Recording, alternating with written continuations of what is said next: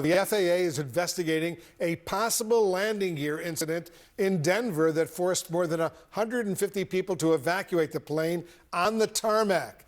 Take a look at this video showing passengers with their luggage after they slid off the American Airlines flight. This happened after the plane caught fire during takeoff on Saturday. At least one person was injured.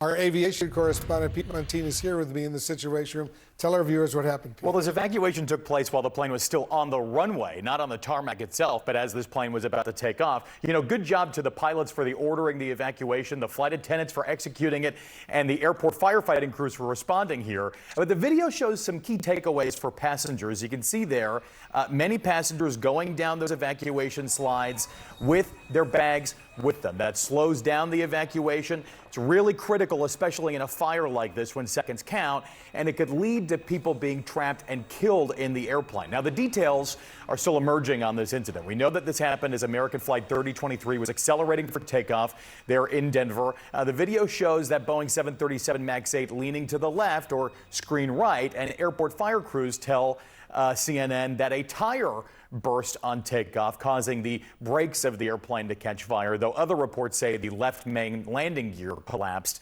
American Airlines simply calling this a maintenance issue. We do know that the plane was lined up to take off on Denver's runway 34 left. The plane accelerated to about 130 miles an hour, according to publicly available data from ADS-B Exchange. That's pretty fast, just shy of the speed at which the airplane's ready for takeoff, called rotation speed.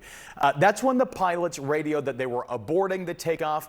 Controllers in the air traffic control tower there in Denver said they did see flames at one point emerging from this airplane. Remember, this is the second incident this year involving an American Airlines 737 on fire on the ground in Denver. There was that dramatic evacuation onto the wing back in March, and now this new incident on Saturday, Wolf. Pretty incredible, though, that everybody escaped from with their lives and not much. And the pilot always says that if you have to go down those slides, don't bring any hand luggage, don't bring any backpacks, don't bring anything. It's always important to leave things behind, especially because it just slows things down. If you're going to grab for your bags or if you're going down the slides, always follow the crew instructions. And my flight attendant friends and sources tell me this is something that's really important to reinforce to folks. Pretty much everyone nowadays can get by with their iPhone for about a day, and the airline will then get you your stuff later. But if there's money or valuables or jewelry in your purse, you're going to want to bring your purse, or if there's an iPad that you want to bring that. It's a tough rub, but the best thing is to leave it behind. Leave it behind. Better to save your life and the life of other passengers. That's right. Indeed. Pete Montine, as usual. Thank you very, very much. I want to bring in a CNN safety analyst and former FAA safety inspector, David Susi, for more insight on this. David, thank you for being with us. Can you start with explaining how a landing gear incident led to this fire? Well, what actually was happening is on the takeoff roll, and before the takeoff roll, the pilot rejected the takeoff. It was already in speed. So at that point, if you have a blown out tire, the rejected takeoff automatically applies the brakes to full maximum. So they're trying to stop that airplane as quickly as they can. They pull the throttles back, they pull the thrust reversers out, they try to stop the aircraft as quickly as they can, but they're already at a pretty high speed. All that energy has to go somewhere, and so it goes to the brakes. And it's not uncommon that the brakes overheat when the auto braking system comes on in this situation. So most of the smoke and the fire that you see was either from the wheel scraping on the runway or from the smoke when the tire got overheated and caught on fire. Yeah, so you're saying the plane did what the plane was designed to do. How would you describe the seriousness of the situation then? I mean, could this have been potentially a really dangerous event, or does it look worse than it actually is?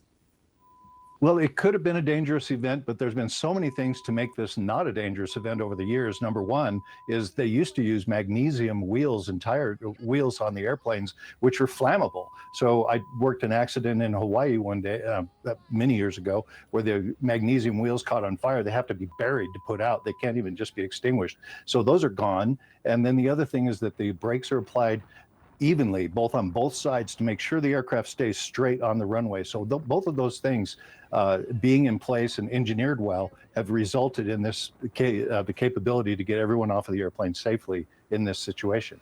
Well, whenever there's a situation of any sort of in the skies, you see the FAA investigating, and that is the case here. What will they be looking for over the next days, weeks, months to come?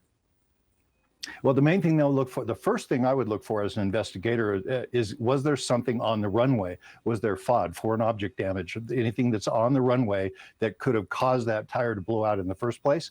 The second thing I would look at is, was one of the brakes locked?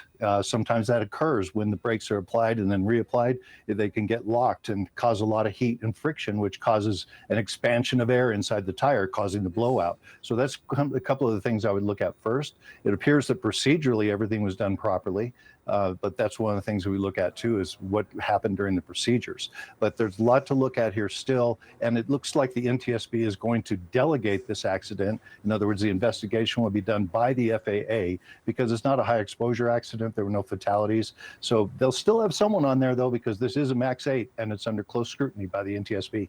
Yeah, and you can understand how people would feel even more nervous, after they keep hearing of incidents like this happening by the day, seemingly, why they would be nervous to fly. But as you pointed out, this was the plane doing what the plane was supposed to do. David Susi, thank you so much for your time.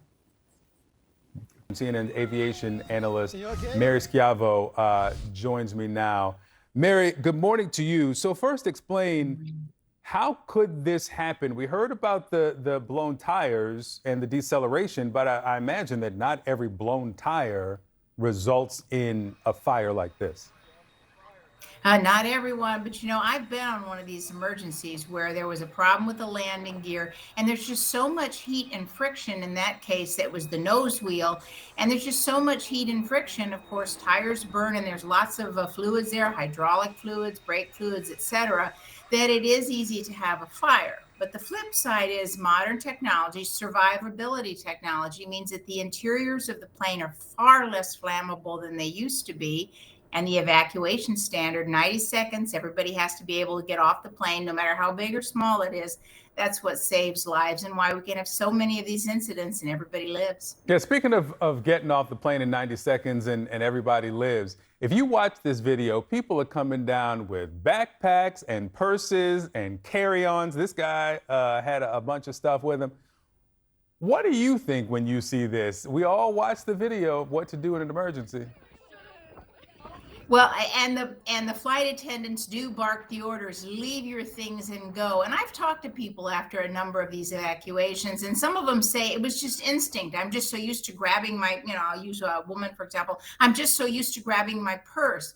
But getting stuff out of the bins, that's a whole different story. And that really does slow down, and that could make the difference of life and death for other passengers behind you. But some people say they're just on reflex because it is, it's scary. There's smoke, there's fire, and people just grab what they do and go. Yeah, unfortunately, everybody got off of this plane.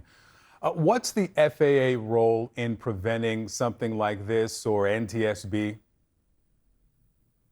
This is probably, they're going to be looking at several things. One is maintenance. One is the tire. What was going wrong? Is this something systemic, or is this just a maintenance issue with this particular plane or tire? They're also going to be looking at something called FOD, free object damage.